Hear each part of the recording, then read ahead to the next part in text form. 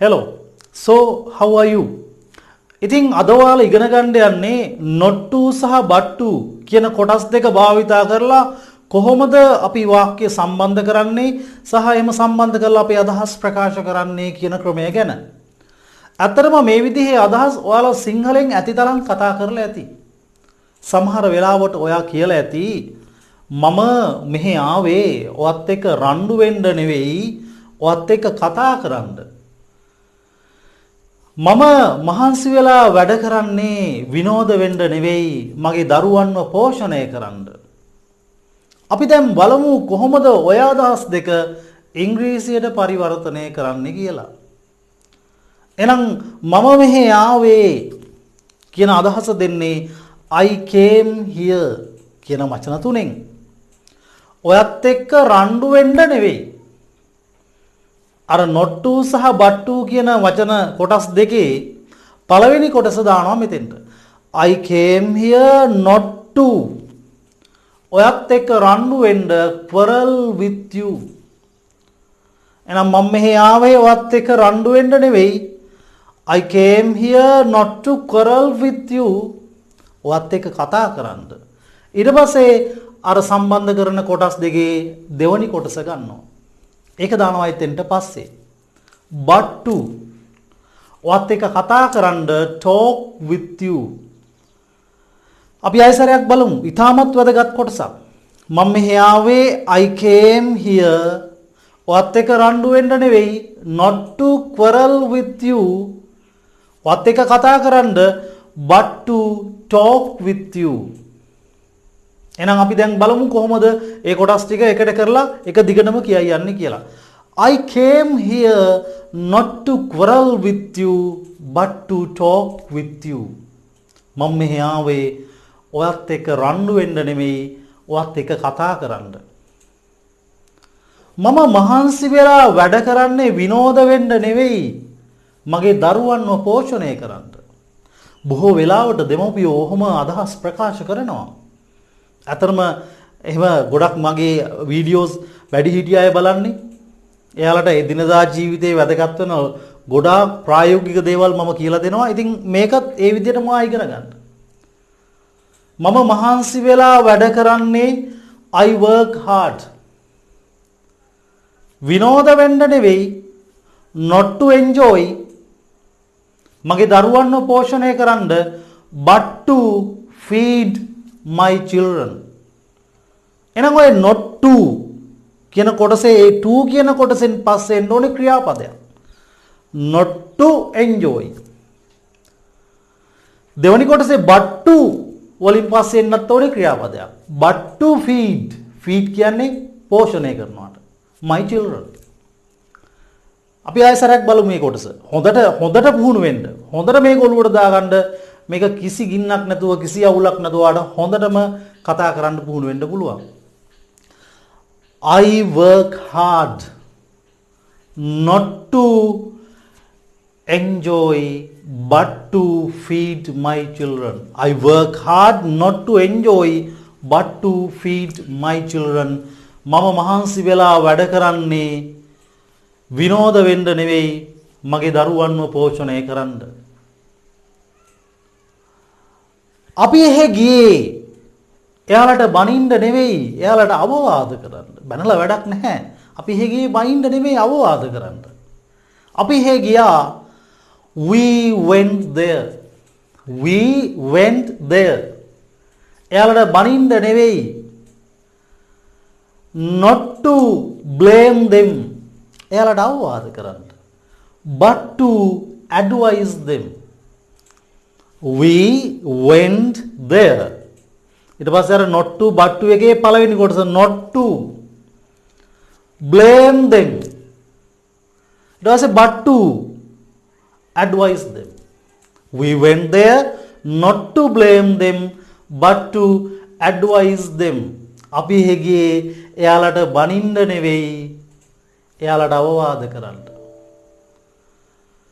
මම මෙහෙ එන්නේ පිස්සු කෙලින්න නෙවෙයි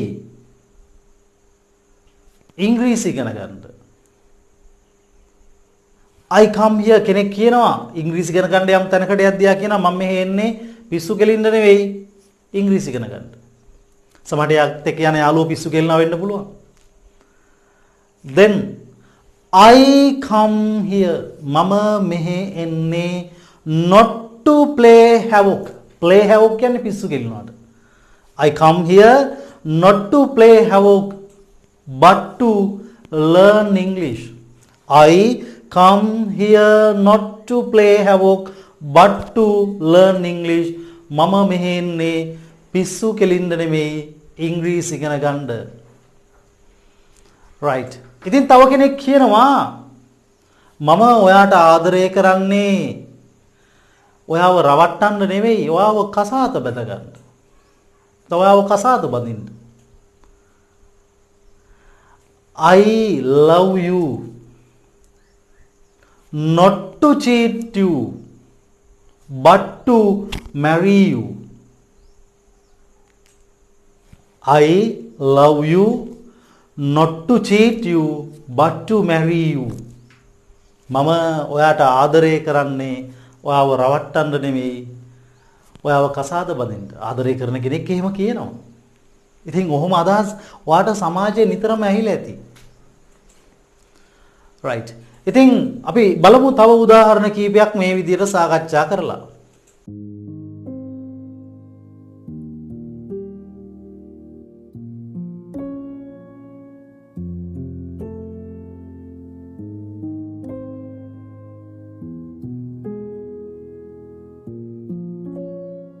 ඉතින් ඔයාට මෙහෙම කියන්න පුළුවන්.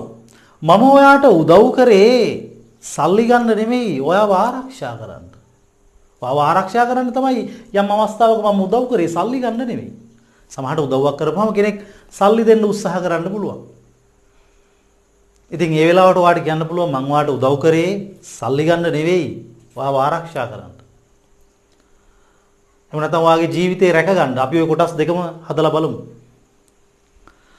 I helped you not to take money. මම ඔයාට උදව් කරේ සල්ලි ගන්න නෙවෙයි. ඔයාව ආරක්ෂා කරන්න. But to protect you. එහෙනම් අපි කොටස් දෙක එකට කරලා බලමු. I helped you not to take money but to protect you. මම ඔයාට උදව් කරේ සල්ලි ගන්න නෙමෙයි ඔයාව ආරක්ෂා කරන්න. ඊට පස්සේ මම තව අදහසක් කිව්වා මම ඔයාට උදව් කරේ සල්ලි ගන්න නෙමෙයි ඔයාගේ ජීවිතේ බේරගන්න.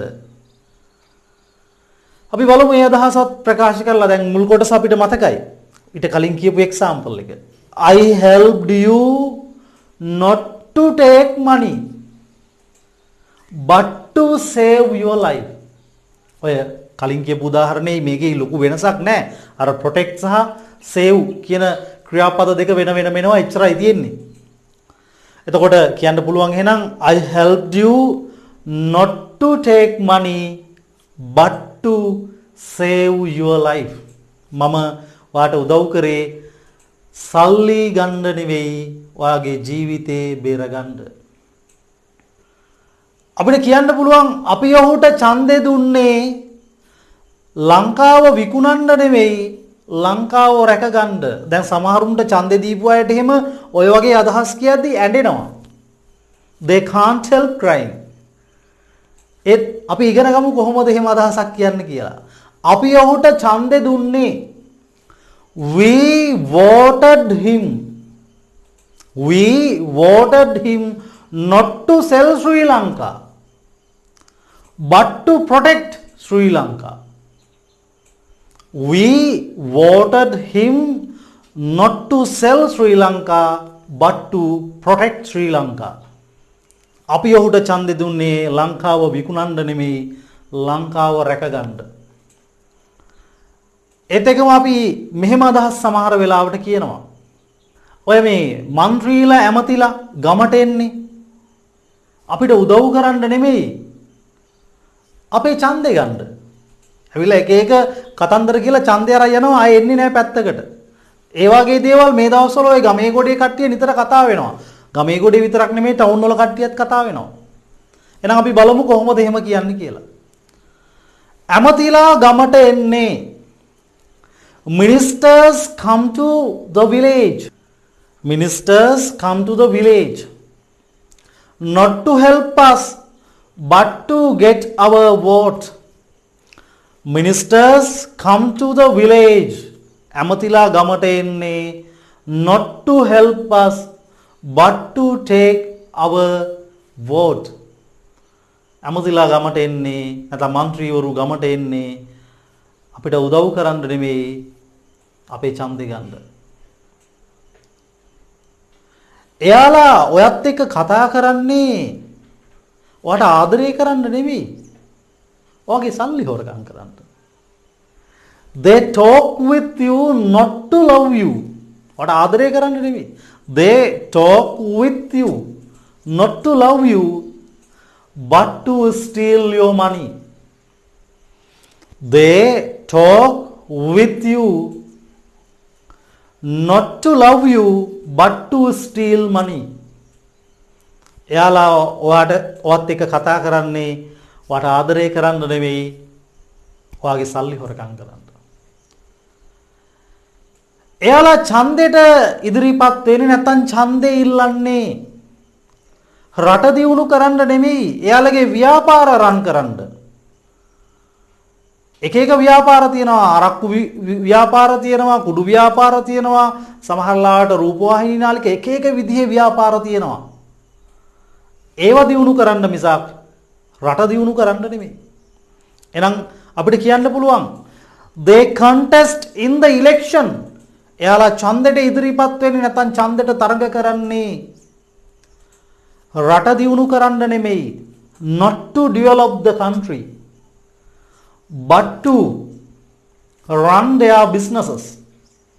They contest in the election not to develop the country, but to run their businesses. එයාලා ඡන්දෙට ඉදිරිපත් වෙන්නේ රට සංවර්ධනය කරන්න නෙමෙයි එයාලගේ ව්‍යාපාර පවත්වගෙන යන්න. ඉතින් මං හිතනවා මේ not to සහ but to කියන කොටස් පිළිබඳව ඔයාට හොඳ අවබෝධයක් එන්න ඇති කියලා. අනිත් එක මේ වගේ අදහස් ඔයා නිතරම සිංහලෙන් කියනවනේ කියලාත් ඔයාට පැහැදිලි ඇති. රයිට්. එහෙනම් මේක හොඳට හුරු වෙන්න, හොඳට පුහුණු වීම කරන්න.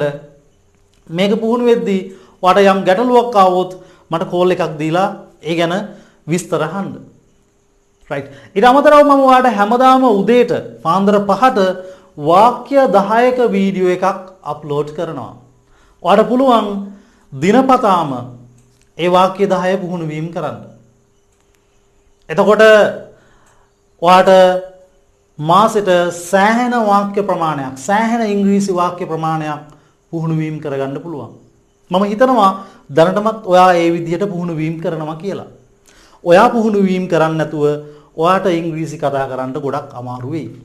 ඒ නිසා හොඳට කට ඇරලා මේ කියලා දීපු දේවල් සහ මම අර උදේට දාන වාක්‍ය හොඳින් පුහුණු වීම කරන්න. Right. So, goodbye.